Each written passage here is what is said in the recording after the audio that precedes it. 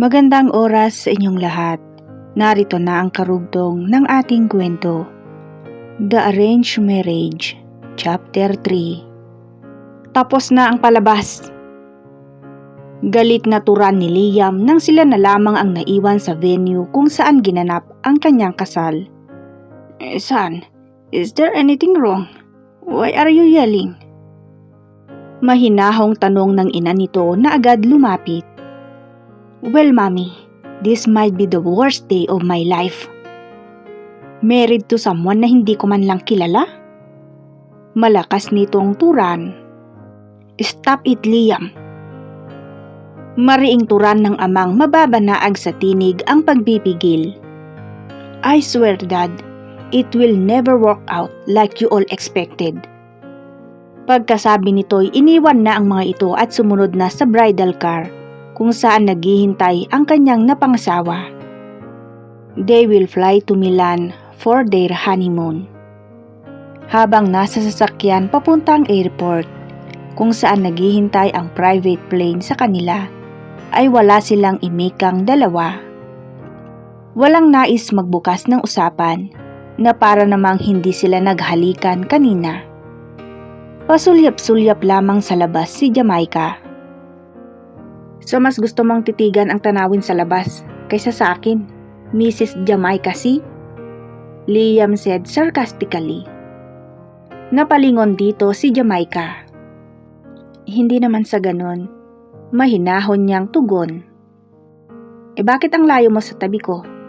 Hindi ako nangangain ng tao. Sarap na sarap ka nga sa halik ko kanina eh. Nakangising turan ni Liam. Ano bang problema mo at ganyan ka magsalita? Oh woman, you really have no idea. Well, lumapit ka dito. Closer to me. Tugon ng lalaki at hindi na paghandaan ni Jam ang ginawa nito. Halos masubsob na si Jamaica sa upuan nang hilahin siya nito palapit sa kanya. Hindi pa roon nagtatapos. Kaagad nitong hinuli ang kanyang mukha at sinibasib ng halik. Walang pakialam si Liam kahit kasama nila ang driver sa sasakyan, basta ginagawa ang gusto sa babae. He even put his hand inside of Jamaica's dress at walang awang pinisil ang dalawang umbok na naroon. Saka lamang ito tumigil sa pinaggagawa ng huminto na ang sasakyan. Nahintakutang inayos ni Jamaica ang sarili. Unang beses na may humawak ng ganon sa kanyang dibdib at sa maselang bahagi ng kanyang katawan. Hindi man lamang alintanang mayroon silang kasama sa loob ng sasakyan nang gawin iyon ni Liam sa kanya. Umibis na ang lalaki at naiwan siya sa loob ng sasakyan. Buong akala niya'y pagbubuksan siya nito ng pinto, subalit nagkamali siya. Ang driver na lamang ang nagbukas para sa kanya. Sumunod na lamang siya kay Liam na naunang naglalakad at walang pakialam sa mundo. Tss, hindi pala gentleman. Asar na wika ni Jamaica sa kawalan. Diretso lamang ng lakad si Liam at tila walang kasama kung umasta. Narating nila ang kinaroroonan ng private plane. Tahimik lamang na sumusunod si Jamaica. Lumipas ang ilang sandali. Drink, sir. Tinig ng isang babae buhat sa likuran. Kinindatan ito ni Liam. Tumalikod ang flight attendant at pasimpleng pinisil ng lalaki ang bandang pang-upo nito. Excuse me. Paalam ni Liam at tumayo ito. Sumunod sa sexing babae. Private plane ang sinasakyan nila, kaya hindi na magtataka si Jam. Ngunit ang pinagtataka niya ay ang ginawa ni Liam sa babae at sumunod pa doon. Ilang minuto na ang nakakalipas, subalit hindi pa bumabalik si Liam kaya pinasya niyang sundan ito. Narating niya ang hinuha niyang kinaroroonan ng lalaki. Baka sumunod ang asawa mo. Dinig niyang wika ng babae. So what? Nasasabik ako sa'yo. Please, let's get it on. Tinig ni Liam na tila uhaw habang hinahalikan ang babaeng wala ng saplot. Parang kinurot ng nail cutter at piniga ang puso ni Jamaica. Hindi ba dapat na siyang kasama ni Liam? At gagawin nila ang ginagawa nilang dalawa ng babae? Pero bakit? Katatapos lang ng kasal nila, may babae agad ito. Dati, pinapangarap niya ito. Pero ngayon, nabawasan na ang paghanga na iyon. May demonyo nga talagang nagtatago sa mukha ng anghel. Pinanood niya ang lahat ng ginagawa ni Liam at ng babae. Kita niya lahat, maging ang kaluluwa ng babae nang itihaya ito ni Liam.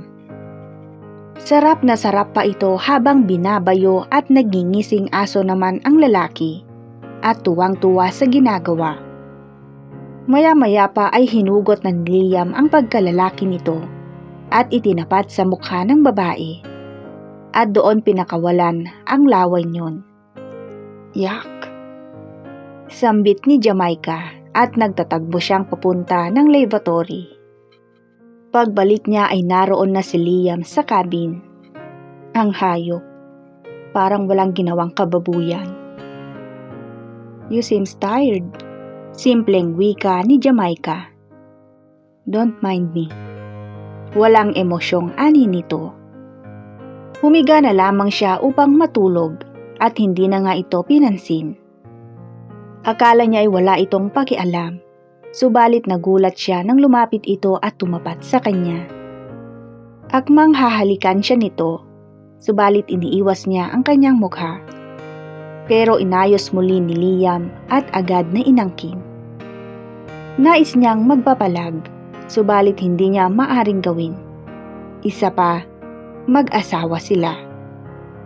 Pero kapag naalala niya ang nasaksihan niya kanina, ay parang bumabaligtad ang kanyang sikmura.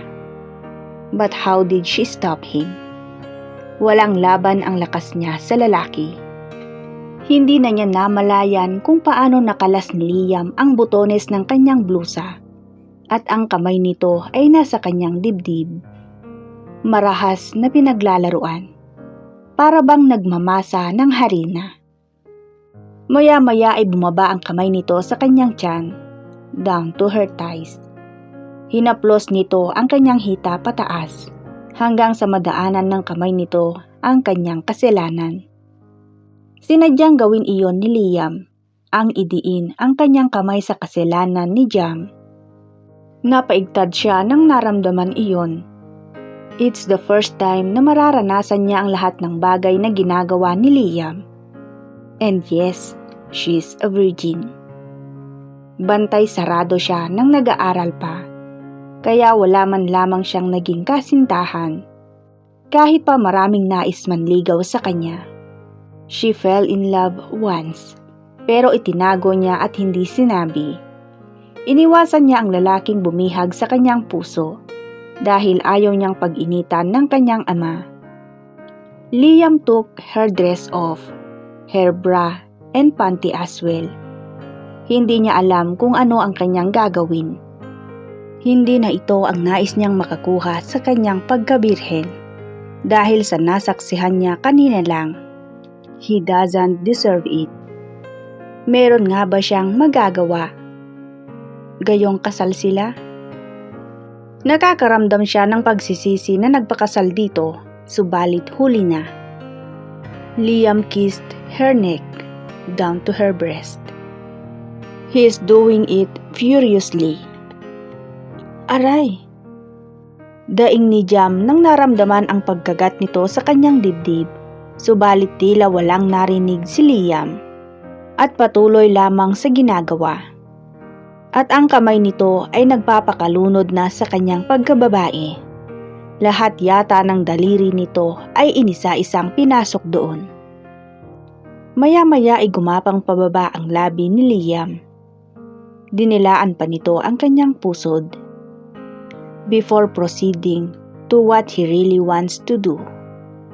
Ibinuka nito ang mga hita ni Jam at wala anu-anong sinakmal ang kanyang pagkababae. Napaigtad siya Pero nang gumalaw ang dila ni Liam ay humupa ang nararamdaman niyang takot. Doon kahit papano nasasarapan siya at medyo nakikiliti kaya napahawak siya sa buhok ni Liam. Para bang ekspertong-eksperto ito pagdating sa mga ganoong bagay. Nakita niya naman kanina kung paano nito nilaplap ang babaeng katalik sa mini kitchen ng plane. He is doing exactly the same with her. Hiling niya'y wag sanang ipagawa sa kanya ang ginawa ng babae kanina. Nagmulat siya nang maramdamang tumigil si Liam sa paninisid sa kanyang pagkababae. Get up, ani nito habang hawak ang kanyang pagkalalaki. Gosh, nais niyang isatinig, subalit hindi niya ginawa. She got up instead. Don't tell me, you do not know what I want you to do. Nakangisi nitong sabi. Umiling siya. Marunong ka naman sigurong kumain ng lollipop, hindi ba? Anitong may mapang-uyam ng ngiti. Gosh, kailangan ba talagang kainin yan? Alam niyang naghugas ito kanina sa kabilang lavatory. Kakasya ba yan sa bibig ko? Paghuramentado ng kanyang isip habang nakatingin sa hawak ni Liam. Gagawin mo o ako mismo ang magpapasok dyan sa bibig mo? Mariin nitong sabi at saka hinawakan siya sa buhok ng medyo mahigpit at hinila palapit sa harapan nito. Halos masubsob na siya sa naninigas nitong pagkalalaki. She feels hurt the way Liam holding her hair. Kaya pikit mata niyang ginawa ang pinagagawa nito. Kung ano-anong mga salita ang lumalabas sa bibig ni Liam habang sarap na sarap. Maya-maya ay binitiwan nito ang kanyang buhok at inilayo ng bahagya ang katawan. Higa. Utos nito. Jam knows what's next. Hindi siya handa. Hindi siya handang ipagkaloob kay Liam ang kanyang pagkatao. Nag-iisip pa lamang siya nang itulak siya nito, dahilan upang mapahiga siya. He trapped her with his arms. You're mine. Mariing sambit nito. Umayos ito at itinapat ang matigas na pagkalalaki sa bukana ng pagkababae ni Jamaica. Ramdam ni Jam ang pagdampinyon, lalo na nang itinusok ni Liam. Naramdaman niya ang matinding kirot. Halos malagutan siya ng hininga nang ipinasok nito bigla at hindi niya napigilang mapasigaw sa sakit na kanyang naramdaman. Pakiramdam niya'y hiniwa ang kanyang katawan. Naglandas ang masaganang luha sa mga mata ni Jamaica. Hindi naman makapaniwala si Liam na siya ang unang lalaking pumitas sa sariwang bulaklak. Natama nga ang hinala niya kanina. Paanong nangyaring? Katanungang sumagi sa isip nito. Hinugot niya ang kanyang sandata, pagkatapos ay muling itinarak. Hinugot muli at kasunod niyon ay ang paglabas ng pulang likido mula sa lagusan ng pagkababae ni Jamaica. Muli niyang itinusok, itinarak, ibinaon, at kasunod niyon ay ang pagbayo na parang walang katapusan. Parang isang tigreng nakatikim ng sariwang laman si Liam ng mga oras na iyon. Patuloy sa paghigbi si Jamaica hanggang sa nagsawa si Liam at kusang tumigil. Humiga ito sa kanyang tabi at hinihingal pa. Naramdaman na lamang ni Jamaica ang paglabas ng mainit na likido at umagos mula sa kanyang kasalanan.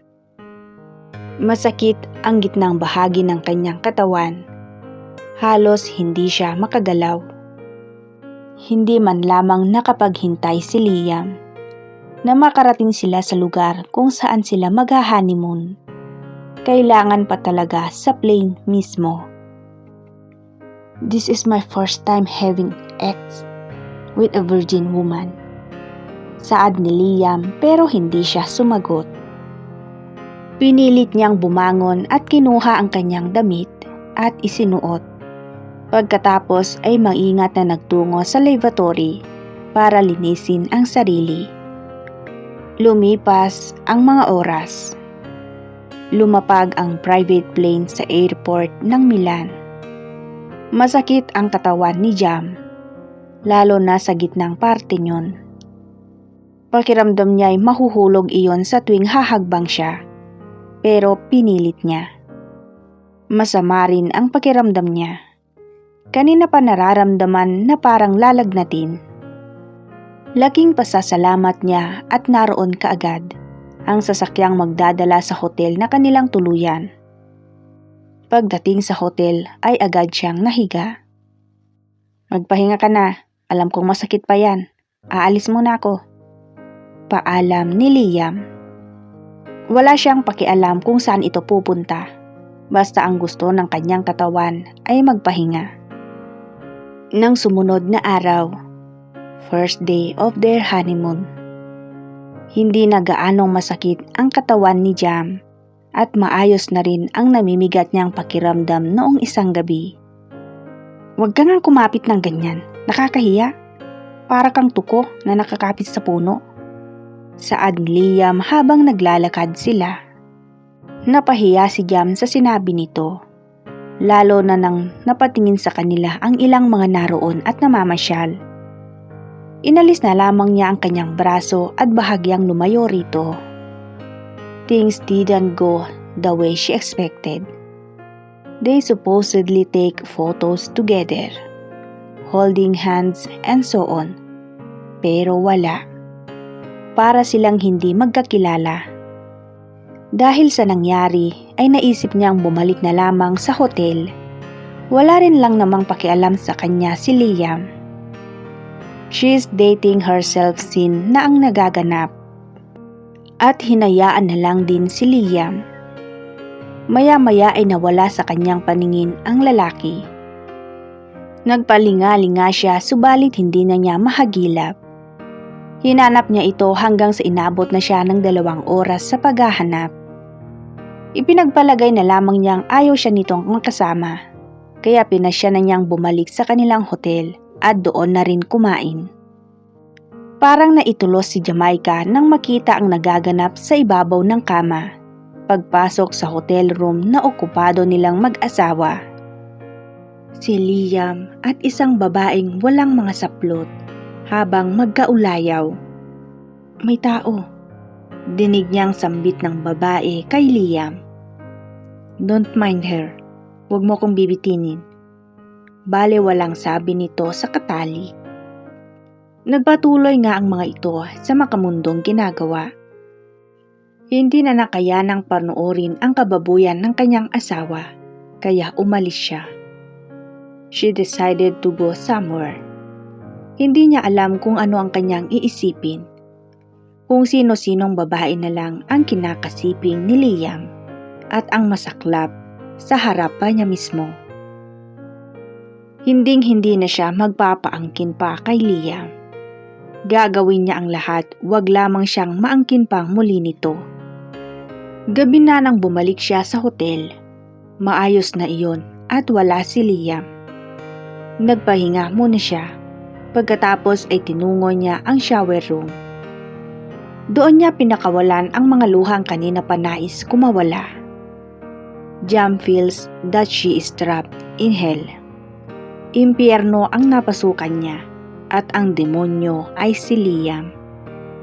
Masaya na sana siya dahil nga pinangarap niyang minsan na ito ang mapangasawa niya.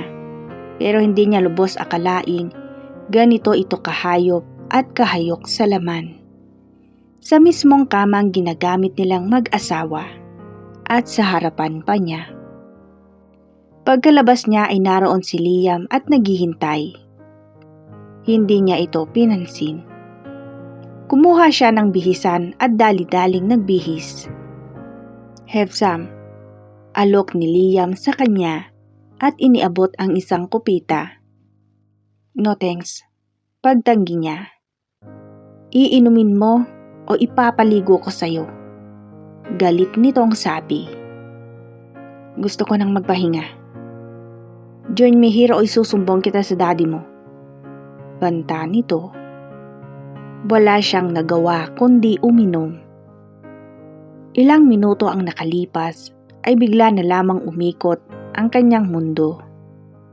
Ano ang nangyari kay Jam? Abangan ang karugtong